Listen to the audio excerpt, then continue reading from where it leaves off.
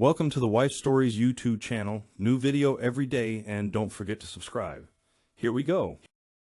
How my wife Arlene and I met, and our backgrounds are not particularly important for this story, nor are detailed physical descriptions. Probably all of the background necessary to get a good idea of the relevant information can be summarized in a few paragraphs. At the most relevant time of this story, I, Austin Weston, and my wife Arlene were both 33.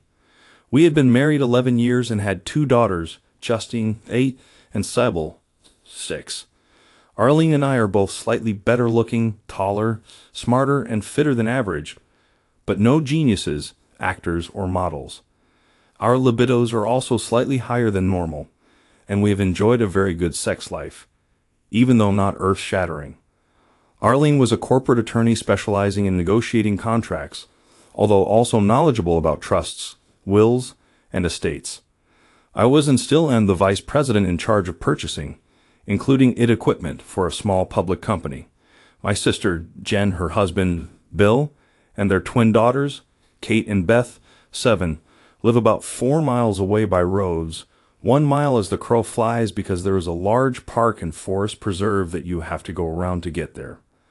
Our kids and their cousins are best of friends and attend the same school. Although I didn't really know Bill before he started dating Jen and married her 6 months later, he has become my best friend.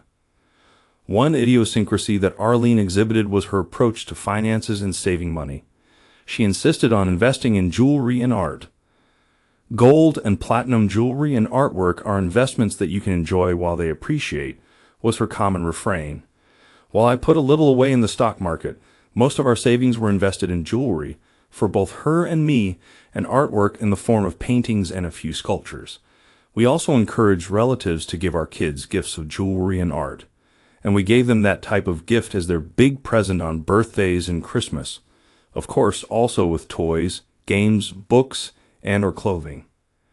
Because of the significant value of our jewelry and art holdings, we had a sophisticated security system that included electrically powered sensors for each of our approximately 12 most valuable paintings and 2 most valuable sculptures. We also had a safe in the floor of the bedroom, and each of us had a locked desk. Arlene had the only key to her desk, I had the only key to mine, and Arlene had a key to the safe with the only other one in our bank safety deposit box. To ensure that power to our sensors and security system never went down, we had a backup generator and a battery backup, double redundancy. Bill has sort of taken a page from our book, but in a slightly different direction. He had high-resolution cameras covering the only 3 entrances to his house and a security system, though it was less sophisticated than ours. Another idiosyncrasy that Arlene had, probably because of her semi-specialty in wills, trusts, and estates, was specifically adding expensive jewelry and artwork to our will shortly after we purchased a piece. All male jewelry gets added to my will with the beneficiary alternating between our daughters Justine and Sybil, should Arlene predecease me, and vice versa with Arlene for female jewelry. For pieces of artwork, we alternated between Arlene and me, who bequeathed them in our wills, again alternating between Justine and Sybil. This had the effect of designating some of our assets as mine, and some as hers, since you can't bequeath something you don't own outright.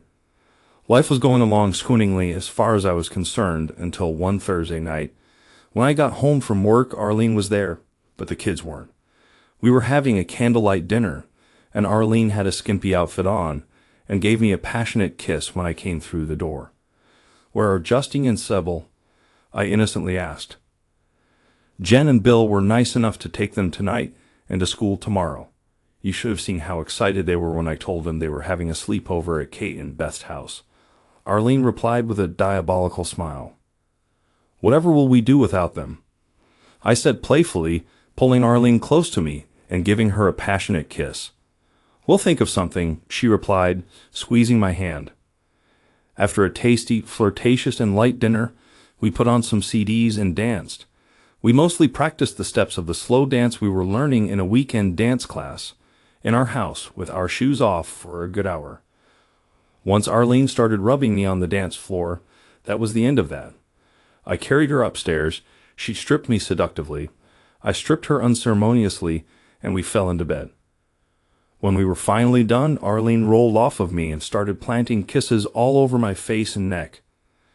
"Did you like?" she rhetorically asked. "'Tis the Pope poop in the woods," I replied, out of it enough to mix my metaphors and getting a chuckle from the sex goddess who had taken over my wife's body. We soon fell asleep, but Arlene was not done. She woke me in the middle of the night, and soon I was on her again.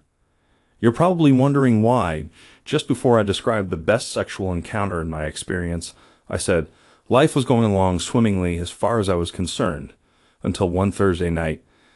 That's because I knew Arlene and thought, what does this mean? More over-the-top sex in the future? Or does she want something? It was with the latter thought that I fell asleep for the second time. The next morning, Friday, Arlene was all lovey-dovey, and I allowed myself to believe that the only thing the fantastic sex we had meant was that our sex life had turned a corner from very good to excellent, and more phenomenal sex was in store. My happy-go-lucky attitude and big grin, both mentioned by a number of my colleagues at work on Friday, changed in the early afternoon when the phone rang. "Austin, it's Arlene," my secretary said over the intercom.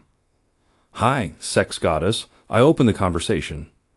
"Hi yourself, Eros," Arlene laughed. "Hey, I'm not Greek," I laughed back. "No, but you sure are the god of lust and sex," she giggled. We continued trading compliments, which devolved into small talk, then the purpose of her call. "Say, darling," came over the line from her beautiful lips, the preface of a disaster to come. "Some of the people from the office are going out for some food and drink tonight as part of a team-building exercise suggested by the morale consultant I told you about that our corporation recently hired. Are you okay with picking up the kids from daycare and getting dinner tonight? Aren't you even coming home?" I blurted out with pure disappointment in my voice. "Sure, I'll need to change, but I won't have time to pick them up and fix dinner. We're supposed to meet at the restaurant at 6:30. "Oh, please be a dear. I don't want to be the only one in our group not to go," she purred.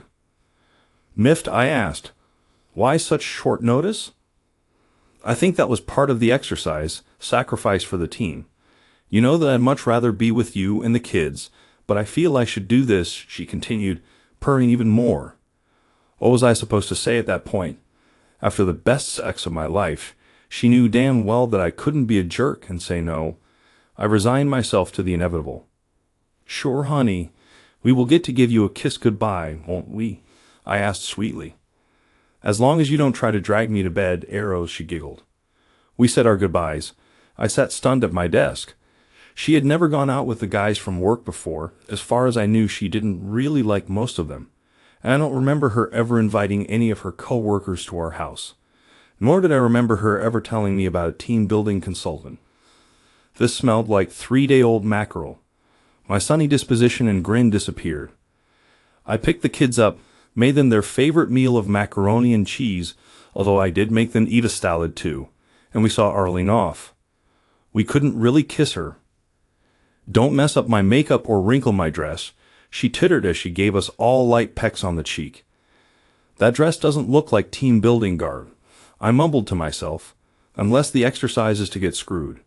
When Arlene came home that night, I noticed the clock. 1:02 a.m. Hardly dinner, and a few drinks. I pretended to be asleep to avoid a confrontation. She crawled into bed with, as far as I could tell, and confirmed the next morning, some average negligee on and spooned me. There was no sex Saturday night, but I did get some conventional, for us, sex Sunday and Tuesday nights. I liked it less and less as the next 2 Thursday and Friday nights I got the same treatment. Well, it wasn't that I didn't like the fantastic sex Thursday night, when it seemed that her aim was to screw me senseless in positions or manners. Rather, it was what it meant. More team building on Friday night. After the second Friday night outing, she got home at 1:22 a.m., the third 1:51 a.m. The fourth Friday night, I had had it. Despite the fact that she possibly outdid herself Thursday night as far as giving me physical, though not emotional, pleasure was concerned by riding me reversed cowgirl while massaging me. Then she gave me the best oral pleasure of my life in the middle of the night. As Arlene was getting dressed Friday into a slinky outfit I had never seen before, I was direct. "Arlene, I really don't like this going out on Friday night," I said. Now, dear, I've already explained the necessity to you several times, she replied while smoothing her dress over her hips, looking intently into the mirror.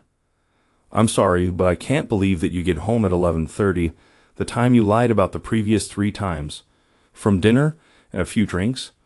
I'm very suspicious, and it's killing me. Now, Austin, she said sternly, you have no right not to trust me. We've been married for 11 years, for goodness sake, and have 2 kids. What do you think that I'm doing messing around? I don't know, but what I do know is that everything about this smells, I replied. The conversation got more tense as it went on. Finally, after she gave the kids an obligatory kiss on the cheek, I said as she walked out the door, I'm asking you. No, I'm begging you, for the sake of our marriage, not to go. Austin, she said exasperated, I can't cancel now. I'd be the laughingstock of the company. We'll talk tomorrow and I'll allay all your fears, or even tonight if you wait up. So you think I'll just put up with this? I asked in a surly voice.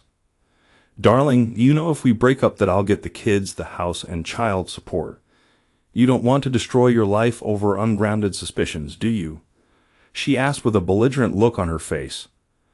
You're the one destroying the marriage, I snapped. With an exasperated look, she said, we'll talk tonight, even if I have to wake you up. We can't talk tonight because I won't be here when you get back in the wee hours of the morning, I barked. The kids and I are spending the night at Jen and Bill's. Have a nice life, I snapped as I closed the door. I didn't slam it, but it wasn't gentle either. Through the one-way mirror in our front door, I could see Arlene, with a perplexed look on her face, start to reach for the doorknob, but then she shrugged her shoulders and walked out to her car parked in the driveway. As soon as Arlene's car was out of sight, I yelled to the girls, let's go to Aunt Jen's house to stay tonight while Mommy is at her meeting. They were ready in about 2 minutes flat, and we got into my car, parked on the street. I had already arranged our sleepover with Jen and Bill, and they knew that something was up. Jen knew because of woman's intuition, and Bill because I had a very vague and basic discussion with him. He's a smart guy and could fill in the blanks quite well. After the girls were asleep, or at least quiet, I went out to my car to retrieve a bottle of pills and return to the house. The car was parked where the front door security camera, which recorded time and date, would have an excellent view of it. Around 3:30 in the morning, my cell phone rang, waking me up. Hello, I groggily replied, looking at the alarm clock next to my bed in the guest room. Austin, where are you? A frantic voice screamed into my ear. Must be Arlene, I thought to myself. I'm at Jen's house, like I told you. Why in the world are you calling me at 3:30? I responded in an irritated voice. Austin, we've been robbed, Arlene cried. All of our valuable art and jewelry has been stolen. Turning on my iPhone's recording app, I had her repeat it, then asked, why didn't you call me as soon as you found out? I did, she hysterically cried. I just got in 15 minutes ago. The house is completely dark, and I had to find my way around with a flashlight. What are you doing getting home from a team bonding experience at 3:15 in the morning? Exactly how are you bonding? You on top or him? I snarled, trying to be as vindictive as possible. Well, just kinda got away from me. We can talk about that later. You've got to come home. Her emotional train was now completely off the rails. Okay, I'll be there as soon as I can. Let me get dressed, I grumbled. I went to the bathroom, got dressed, went out to the car, and drove the 10 or 12 minutes it takes to get there. Arlene's makeup was smeared all over her face, having been dissolved by copious amounts of tears when she met me at the front door, flashlight in hand. She started to approach me with her arms open and say something, but I held her off with my outstretched arm and harshly cut her off. Did you check the circuit breaker, team builder? No, I don't know where that is, she cried. Get out of my way, I shouted, quickly moving past her while shining a flashlight of my own. As I passed her, I asked, did you call 911? No, she sheepishly responded. Well, what in the world are you waiting for? I snapped. I saw her getting her cell phone out of her purse as I blasted past her. I went to the basement and found the main circuit breaker in the off position. I also found the backup generator switch off and the battery backup disconnected.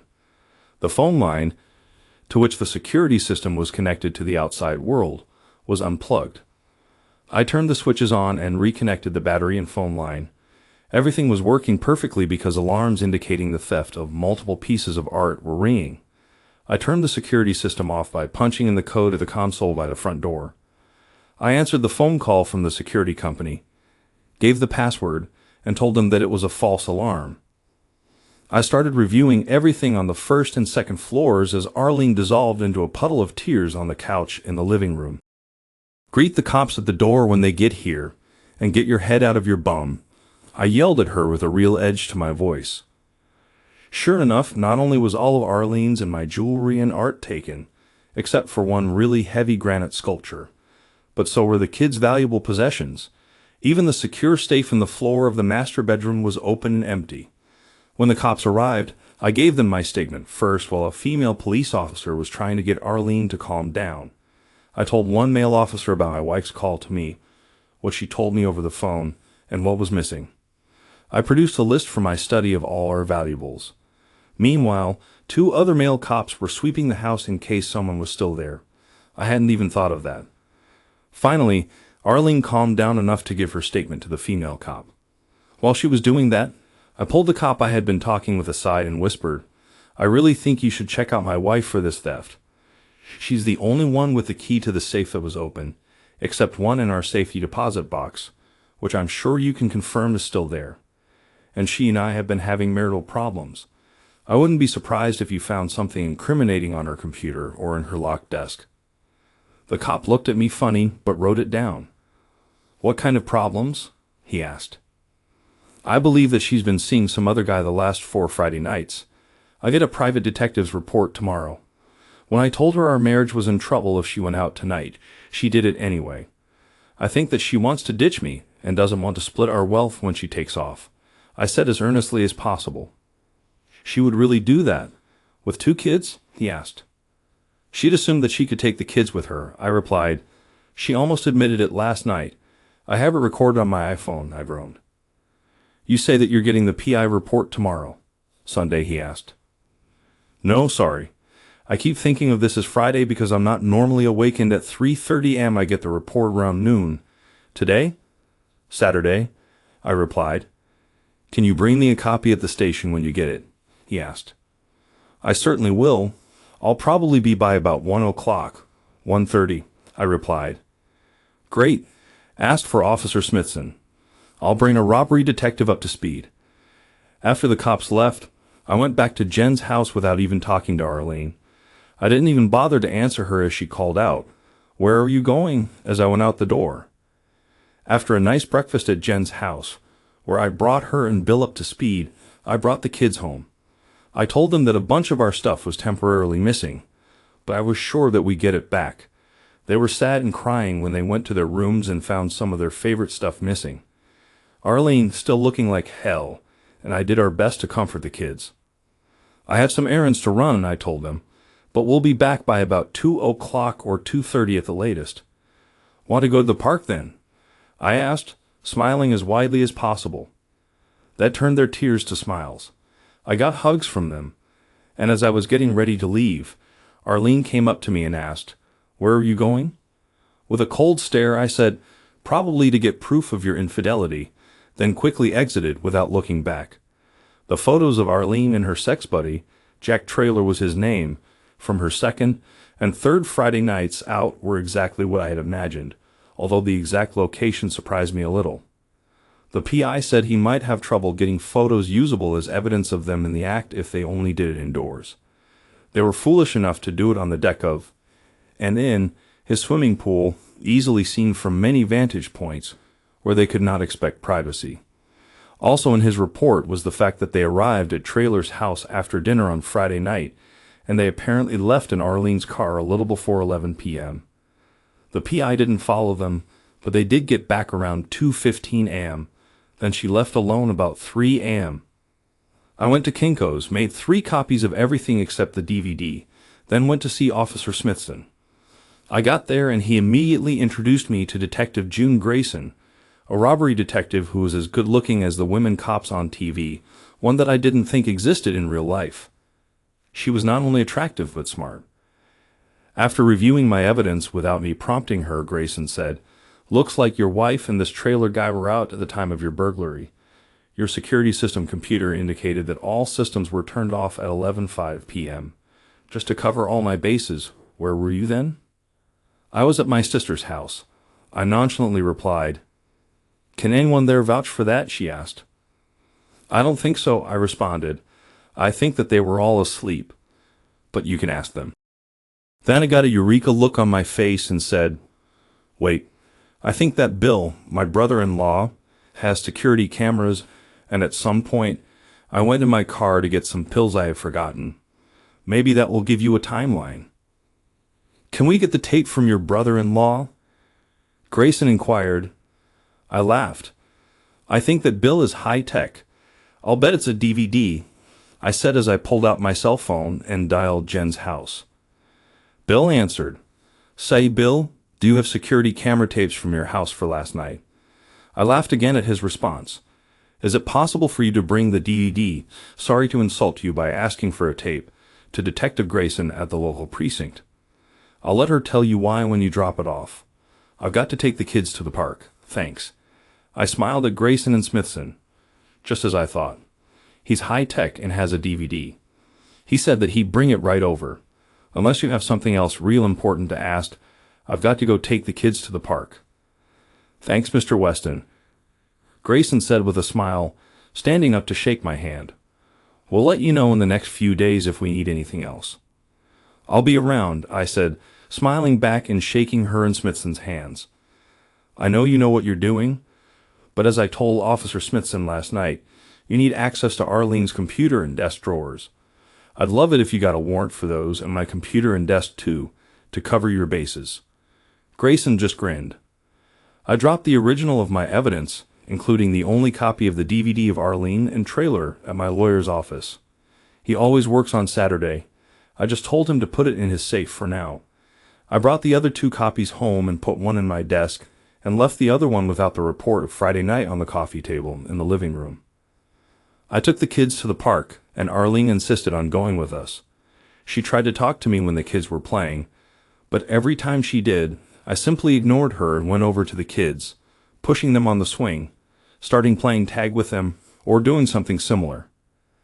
I made dinner that night and asked the kids to help so that I didn't have to be alone with Arlene. After dinner, I played games with them, read them bedtime stories, and finally had to leave them. When I went downstairs, Arlene had the envelope I left on the coffee table in her hands. She was white as a ghost. "Austin, we really need to talk," she said, her voice crackling. "Why?" I asked with a dramatic, confused look. "Will talking make you unscrew Traylor?" I grabbed my car keys and left as she yelled, "You know that this is a no-fault state, and I'll get the kids if you divorce me. We can work this out." My only response was to flip her the bird. When I got back 4 hours later, I went straight to the guest room, propped a chair against the doorknob, and went to sleep.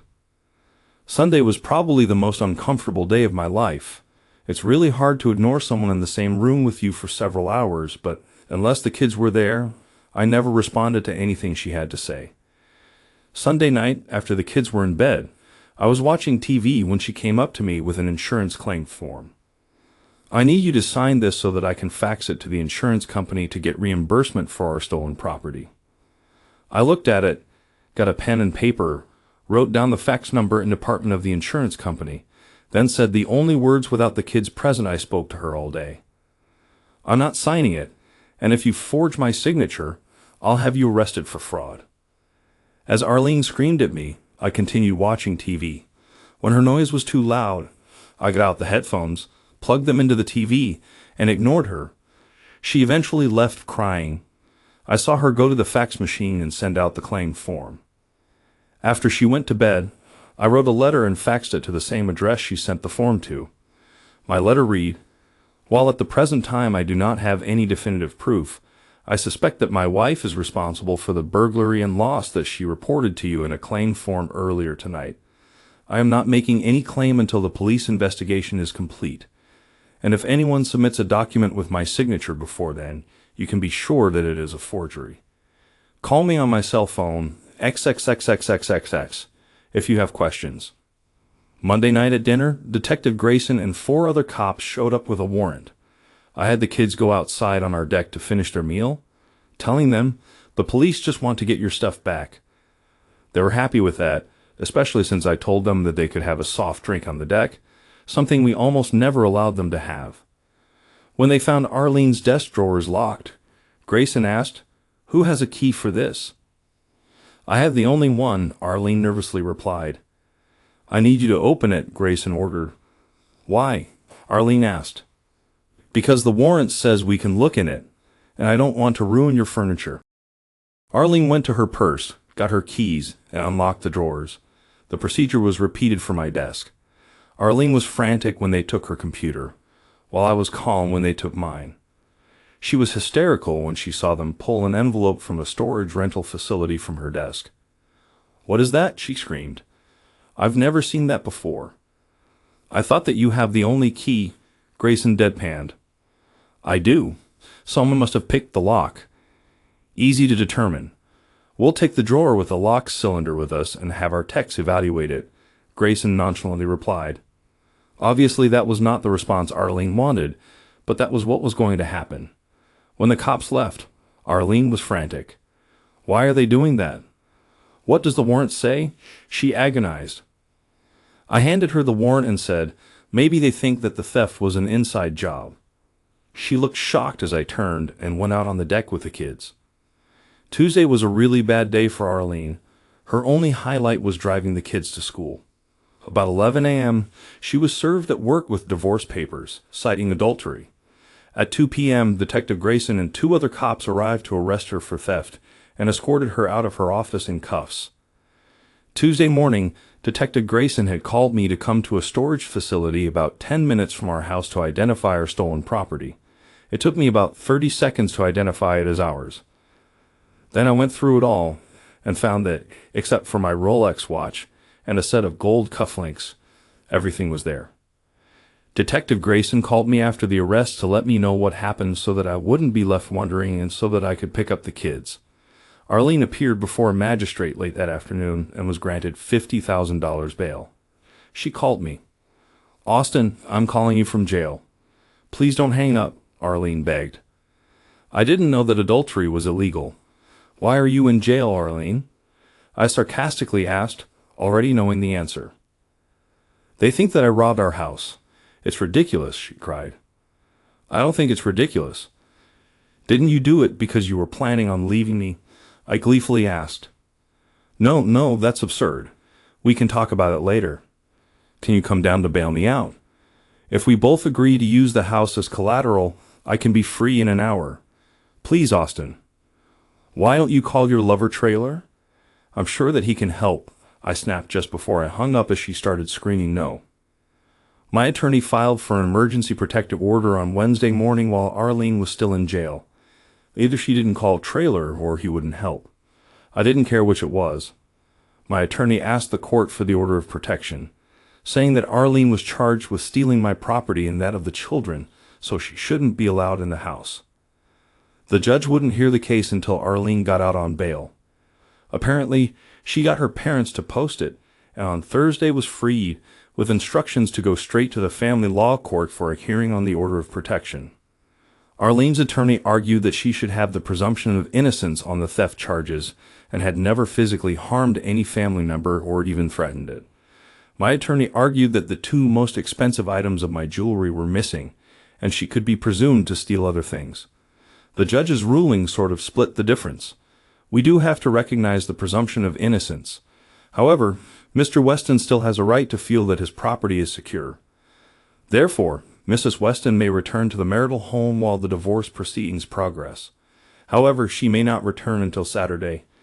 In the meantime, Mr. Weston can have any room of the house locked with a new lock that Mrs. Weston does not have a key to, and she is prohibited from ever entering that room. Notify the court of the room by Monday. Anything else? I prodded my attorney for another stipulation. Your Honor, my client would like to be sure that Mr. Traylor, the individual with whom Mrs. Weston is having an affair, be precluded from entering the Weston home or having any contact with the Weston children until the divorce proceedings are final. I won't bring him there or with the children, Arlene yelled, jumping up from her chair, perplexing her attorney and the judge. Mrs. Weston has agreed that she won't, so that should satisfy you, Mr. Weston, the judge said. I wanted to yell, I can't believe anything that lying woman says, but fortunately restrained myself.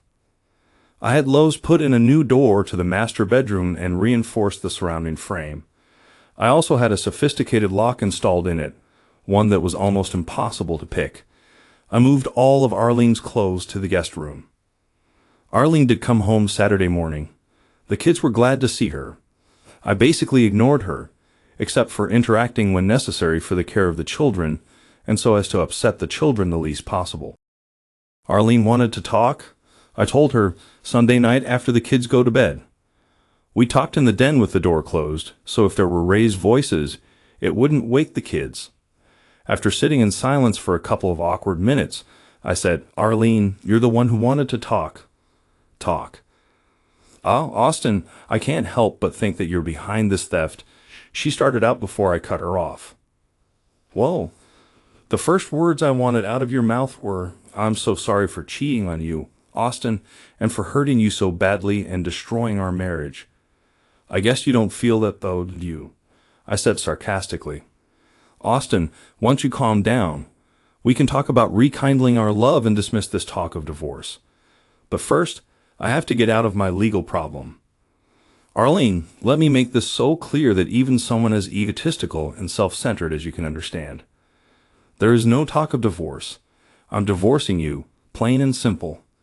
We're done, I said as forcefully as possible. But Austin, she started to plead. I again shut her down. The only way that this talk will be productive is if you listen to and accept my proposal, I said even more forcefully. Are you ready to listen? She nodded her head. I will change the grounds of divorce to irreconcilable differences. I will get sole custody of the children, but you will have unlimited visitation, alternate major holidays, and 2 weeks in the summer as long as you do not expose them to any other man, unless you are married to him. Our assets will be split 50-50. You will pay child support for 1 child, and you will pay 1/2 toward the mortgage on the house. Once Sybil reaches 19, we will sell the house and split the proceeds. There will be no alimony either way, I said, boring a hole through her head with my stare. But she started again, and I again cut her off. I'm not finished. If you agree to this, I'll go to the DA and beg her to plead you down to a misdemeanor with no jail time. If you plead, no contest. That way you'll be able to keep your law license and your job. Deal? I concluded. But I didn't do anything, she said, crying and wringing her hands. I know you orchestrated this whole thing to get back at me. I don't want a divorce, but if there is to be one, there is no way in the world that I'll agree you having sole custody, she wailed through her tears. So you won't take responsibility for anything? Breaking up the marriage or the theft, ha? I said, raising my voice as I stood up, and you're not even the least bit remorseful, are you? Like I should be happy to be your backup plan. God, how could I ever have married you in the first place? I moaned. As she buried her face in her hands, I said, take this deal, Arlene. If you don't, you'll be ruined. As I walk out the door, she yelled, but if you just listen to me, I'd explain everything. You have to listen. At least that's what I think, she said. But before she'd finished, I closed the den door and can't be sure. 2 days later, when I arrived home, the kids weren't there. But sitting in my family room were Arlene and Jack Traylor. What in the world is he doing here? I screamed at Arlene. You told the court you wouldn't bring him here. Austin, you have to listen to what the two of us have to say. After you listen, he'll leave and never see you again, she whined. Get out, Traylor, I bellowed. He stood up with a hybrid nasty and pleading look. He was about 3 inches taller and 30 pounds heavier than I was, but the old saying about, it's the size of the fight in the dog, not the size of the dog in the fight, is something I believe in. I had never backed down from a confrontation in my life, even though it got me my butt kicked several times, and this was not going to be the first. Traylor was trying to say something to me as he slowly approached, but I didn't hear what it was because I kept repeating, at the top of my lungs, "Get out." After yelling my refrain a good 24 times, it was clear that he was not going to comply, so I walked toward the phone and picked up the receiver to call 911. He pulled the phone cord out of the wall and in an irritated voice said, "Will you just listen, darn it?" I pulled out my cell phone and started dialing 911. He grabbed it out of my hand and threw it down on the floor, breaking it, as he said, "It will only take 2 minutes and we'll give you your life back." I turned to go out the garage door, through the kitchen. He grabbed my suit jacket, but I squirmed out of it and bolted for the garage. Apparently, he didn't see me pick up the meat tenderizing mallet from the kitchen counter. As I turned left and exited the kitchen to a small breezeway to the garage, I came to an abrupt halt and turned around. As soon as he made the same left turn into the breezeway, I hit him in the forehead with the mallet, sending him reeling backward against the kitchen sink. As he was screaming and holding his hands up to his head in an attempt to stop the bleeding, I kicked him once in the groin with everything I had. By now, Arlene was in the kitchen sobbing. I saw her purse on the kitchen table, pulled her cell phone out of it, and dialed 911. My emergency is that an uninvited interloper attacked me in my own home, and I hit him in the forehead with a mallet. He needs an ambulance, and I need the police to arrest him. I opened the front door and calmly sat at the kitchen table as Arlene attended to Traylor. The paramedics impressed me. They were there in less than 5 minutes. The police were only a minute behind them. Traylor was taken away restrained in an ambulance. The police believed my story. I asked them to take my broken cell phone with them to check it for fingerprints to confirm my story, and the phone line if they needed it. Also, my suit jacket had been ripped in the process, and I asked them to take that for evidence too. All that Arlene could tell the police, something she repeated over and over through her tears, was, "We just wanted to talk to him." The next day, my attorney was in court again. The judge was furious and ordered Arlene to vacate the house within 2 days and to pay for changing the locks. Visitation with her kids would have to wait until after the divorce proceedings were concluded. The judge continued the divorce until the criminal case against Arlene was finalized. I talked Detective Grayson into getting a search warrant for Traylor's car and house and Arlene's car. In Traylor's car, they found my gold cufflinks, and in Arlene's trunk, they found a present with Jack and a heart on a tag. Inside the present was my Rolex watch. Traylor was arrested for theft too, in view of the cufflinks, and because when fingerprint results from my house came back, the only fingerprints on the basement window with which the thief gained access to my house were his. Arlene didn't follow my advice and accept my proposal, but fought the criminal case. Apparently, she believed, rightly so as it turned out, that the only way that she could get custody of the kids was to win the criminal trial. The prosecution had a great case. A woman with a gaudy emerald ring and blonde hair, both just like Arlene's, rented the storage facility where the stolen property was found shortly after Arlene's first team-building exercise. Only Arlene's prints were found on the lock at the storage facility. That, along with the evidence earlier discussed, made a nice prima facie case for the prosecution. Arlene and Traylor took the stand in their defense. Arlene admitted to 4 sexual encounters with Traylor, but maintained that she never left his house until 3 a.m. the last Friday, so the PI's testimony was fabricated. She maintained that I must have stolen the stuff and set her up. She couldn't explain how I could do that since she admitted that she didn't think that I had a key to the safe or her desk drawer, and her keys were always in her possession. She explained the storage facility rental as a case of mistaken identity. She said her fingerprints were planted on a lock. Both Traylor and Arlene came off as belligerent and unconcerned about the effect of her cheating on her family. I was grilled by defense counsel for 3 hours. The prosecutor and Detective Grayson said that I did very well. They said that I came out as strong but cooperative and very credible. After my cross-examination, the prosecution put on Detective Grayson to explain that there was no way that I could have committed the theft. She said the DVD at Jen and Bill's house showed me entering there at 11:02 p.m., not leaving, and my car not leaving yet.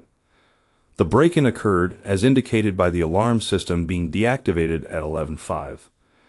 In a dozen tests, the fastest that any patrolman had been able to get to my house from Jen and Bill's at that time of night was 9 minutes and 32 seconds. Detective Grayson also testified that I did not have a key to the safe. The only two were the one Arlene had in her purse and the one in the safe deposit box. She testified that I had not even visited the safe deposit box for more than 3 months before the first team building session.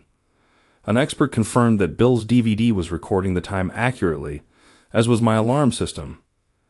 Once the case went to the jury, Arlene and Traylor sensed that things were not going to go their way and tried to make a deal with the prosecutor for misdemeanors, just what I suggested to Arlene.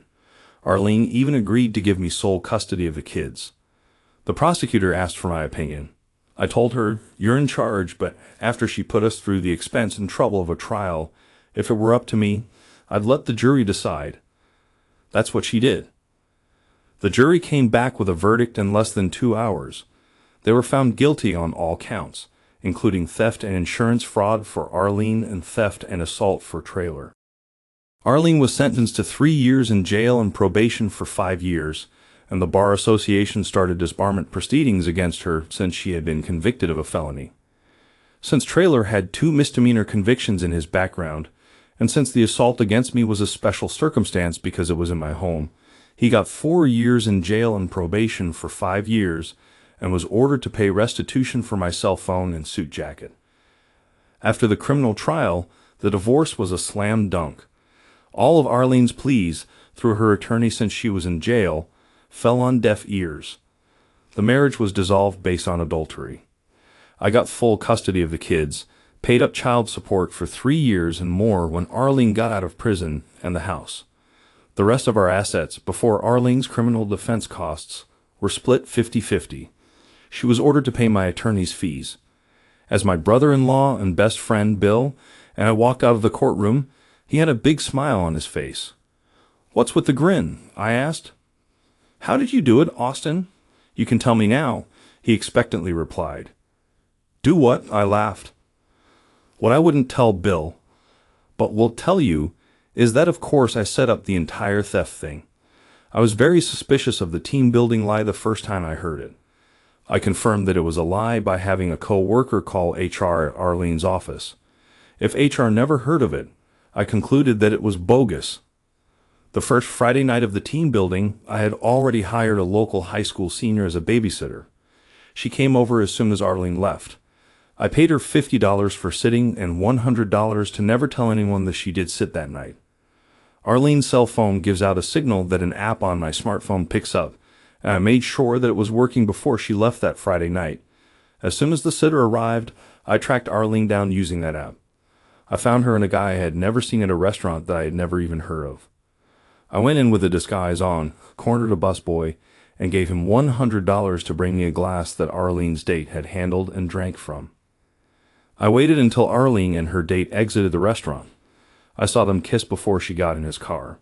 Still in the disguise, I walked in back of the car and photographed the license plate with my cell phone. By Monday afternoon, I knew that Arlene's date was Jack Traylor and where he lived. I hired a private eye to follow Arlene the second and third Fridays, and it is then that he got the photos of them together by his pool. I told the PI that I did not want his report, so I could claim that I had no actual proof until then, until the day after her 4th Friday team-building session.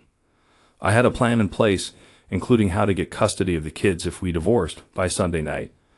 The first Monday before I left for work, I removed Arlene's distinctive emerald ring from her jewelry box. She never wore it to work, but did whenever she went out. I paid an actress who was the same size as Arlene, and who wore a wig with the same color and style of hair as Arlene, and sported her emerald ring on her finger, to rent a storage facility cube in Arlene's name, paying 3 months cash in advance. By Tuesday, I had purchased some key impressioning clay. While Arlene was sleeping that night, I snuck her keys out of her purse and got impressions of her house safe and house desk keys. The next day, I got home from work early, and using alloy slug, a cheap metal that melts and then solidifies quickly, made copies of those keys. Wearing gloves, I laid out a new padlock that night and asked Arlene if she had ever seen it or the key for it. She picked them both up, looked at them, and said, "No, I don't think so." "Why?" "If you don't have another use for it, I want to use it to lock my tool locks." "Okay." I replied. "Sure," she responded and walked away. I put the lock in a plastic bag, hoping that her fingerprints would remain on it and the key. 2 days before the theft, with reflectors, I marked obstacles in a path through the woods between my house and Jen's. The day before the theft, I opened up her desk drawer and put the storage facility envelope with the code for getting into the facility front door and the key with her fingerprints on it. I had another made for me at a hardware store. I had the same actress who rented the facility for me rent a van with a motorcycle rack on the back and have her boyfriend rent me a dirt bike. I parked the dirt bike in a clump of trees behind Jen and Bill's house. I also got the password for Arlene's laptop from the list of passwords in her locked desk, set up a new email account, and left a draft email in the account allegedly for Jack Traylor. The email said that she couldn't wait to get together with him, and if their plan worked, they would be able to live off of my stolen property while she got a divorce. I paid the actress and her boyfriend to be on call the fourth Friday night of the team-building sessions to walk from the side of Traylor's house and, using the extra key for Arlene's car, drive it away. Before doing that, I had the boyfriend ready to open up Traylor's car using a car lockout tool and drop my gold cufflinks between the passenger side door and seat. I had also placed a wrap box with Jack on the tag and my Rolex watch inside in the trunk of Arlene's car. Earlier that day, I had parked the rented van in my garage and disabled the automatic garage door opener. 2 days earlier, I had placed Traylor's fingerprints from the glass at the restaurant onto the basement window that would allow access. I found that to be much simpler than I imagined it would be. Instructions on the internet, obtained via a library computer, not mine, cocoa powder, a shallow bowl, and a small paintbrush were all that I needed, plus a little patience. I apparently did a good enough job to fool the cops. Up until my talk with Arlene, begging her not to go out the fourth Friday, I had not decided to actually pull everything off.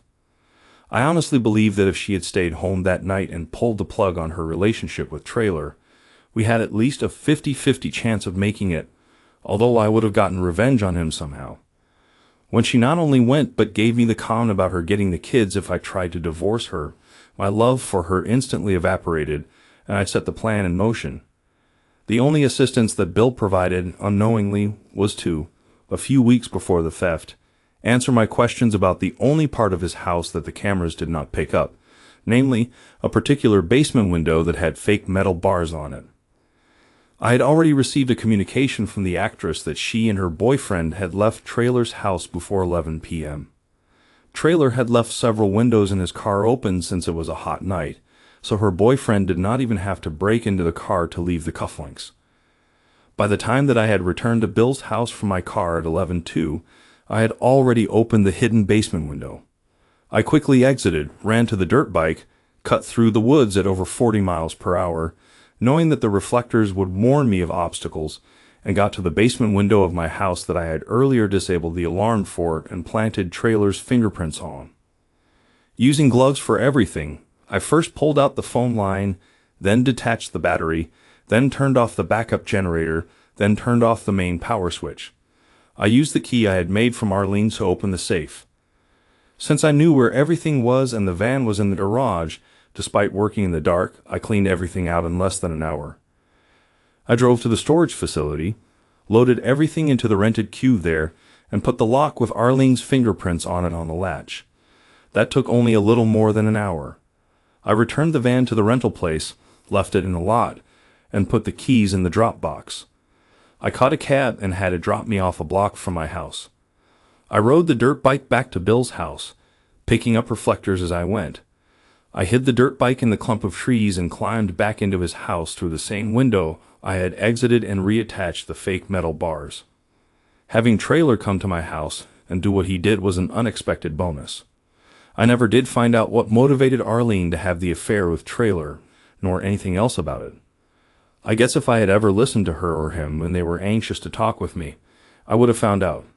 However, once she spurned me when I gave her the last clear chance, I didn't really care. I got my revenge, now they can live with it.